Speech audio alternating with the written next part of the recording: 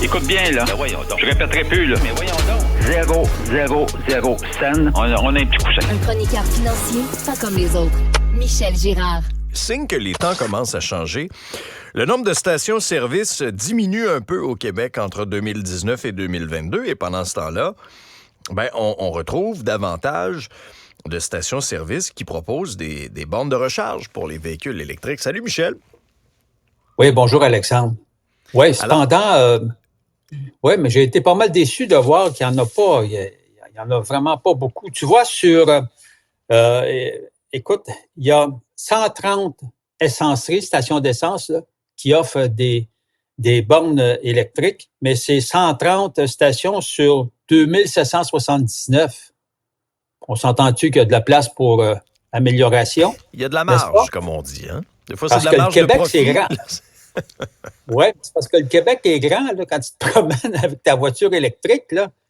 Tu sais, il faut que tu te branches à un moment donné, dépendamment de la distance que tu fais. Si tu veux revenir, Max, si tu veux pas revenir, c'est une autre histoire, là. Ben oui, si tu es obligé de refaire ta vie en Gaspésie puisque tu peux pas revenir pour un voyage, on a un problème, hein?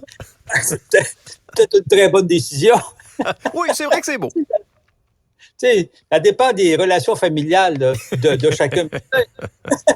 Cela étant dit, écoute, en l'espace de 3 ans, de 2019 à 2022, je trouve ça décevant. On est passé de 38. Bon, il y avait 38 bornes en 2019, mais là, il y en a seulement 130. Non, mais c'est parce que je trouve, tu sais, on parle de la voiture électrique, en tout cas dans les médias, occupe tellement une place importante et chez nos gouvernements, n'est-ce pas?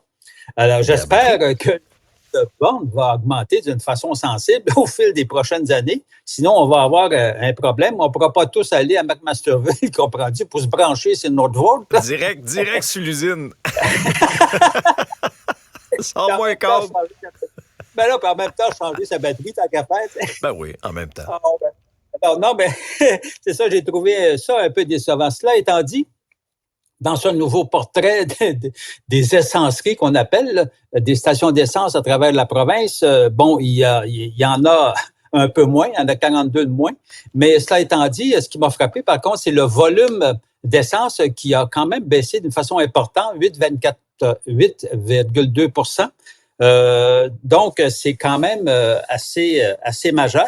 Et il y a des coins où vraiment il y a eu des baisses importantes, puis dans la région éloignée. Ça, je t'avoue que je me demande qu'est-ce qui se passe. Imagine-toi que la baisse d'essence en Abitibi-Témiscamingue, écoute bien, là, tu te promènes pas en métro en Abitibi-Témiscamingue. Non, je connais bien la région. J'ai grandi là, Michel, moi.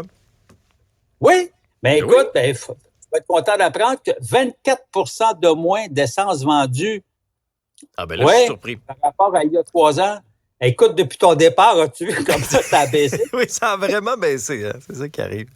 Non, mais ça m'étonne, Michel, ces chiffres-là, surtout pour les régions éloignées, parce qu'on parle de la voiture électrique, puis du réseau, par exemple, de recharge lorsqu'on est en ville. Ouais. Bon, le réseau routier est différent, il y a des transports en commun, il y a des options de recharge. Les distances sont plus courtes aussi, moi, pour bien connaître la région de l'Abitibi. Tu sais, tu regardes, par exemple, des villes importantes comme Rouyn-Noranda, Val-d'Or, pour les relier, tu fais facilement 1 heure, 1 heure et quart de route, dans des conditions pas faciles, fait très froid.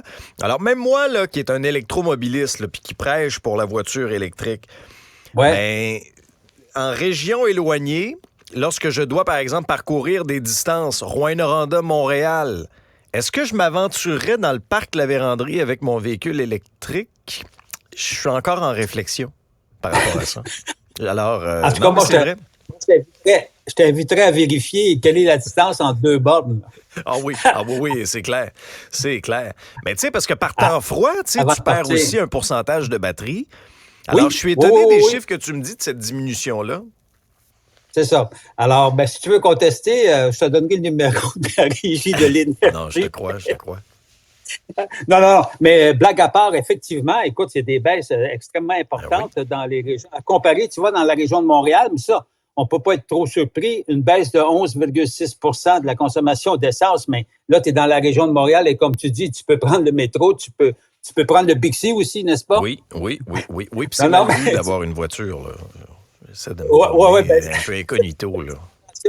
Où tu te situes, dépendamment quel quartier tu fais.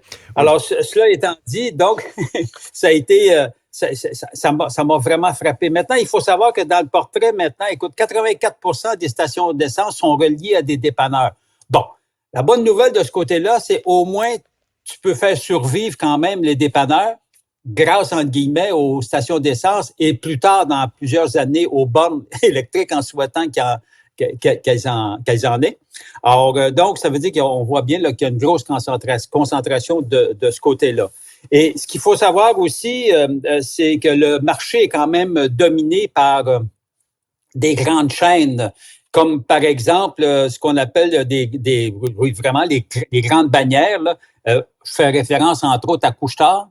Ton information, c'est Couche-Tard qui est le plus gros distributeur d'essence au Québec, avec 20% du marché, ce qui est énorme.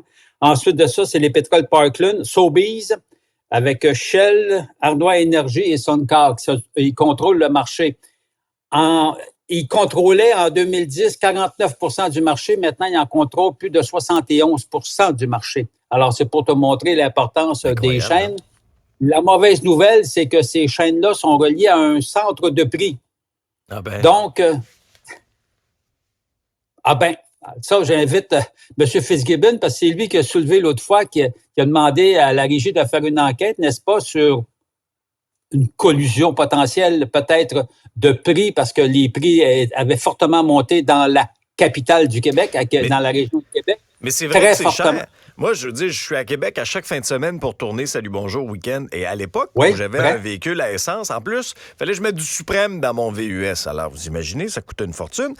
Puis, je faisais pas le plein dans la région de Québec parce que les prix étaient toujours beaucoup plus hauts. Il y avait une grosse différence. Fait que j'essayais de faire soit le plein avant ou après, mais écoute, c'était frappant, là. Tu sais, tu partais de Montréal, tu voyais l'essence, je sais pas, je donne un chiffre comme ça, à 1,70, puis là, paf, t'arrivais à Québec, t'étais à 1,80, 1,85. Ouais. Voyons, qu'est-ce qui s'est passé, là, dans 2h30? Mais là, avec ta voiture électrique, tu fais quoi, là, quand tu vas à Québec? Ben, ça va bien, mais je me recharge. Je me branche à l'hôtel. Je me branche à l'hôtel, je me branche à TVA. J'arrive après ça dans les stations du circuit électrique. Des fois, quand je suis obligé de m'arrêter là en chemin, il y a toutes sortes de stations. Mais il en faut plus. Il en faut plus, Michel. Il en faut plus parce que puis on le remarque tous comme électromobiliste, on arrive, puis là, là, il y a de plus en plus de gens. Il y a des fois de l'attente un petit peu aux bornes. Puis, est-ce que tu t'es rendu en Abitibi avec ta voiture électrique? Non, pas encore. Je ne l'ai pas osé. J'ai pas osé. Pas osé affronter le parc encore. C'est ça. C'est un petit blocage psychologique. Tu vérifieras avant de partir. Oui, je vais suivre ton conseil. Oui. Je vais suivre ton bon conseil. Merci, Michel.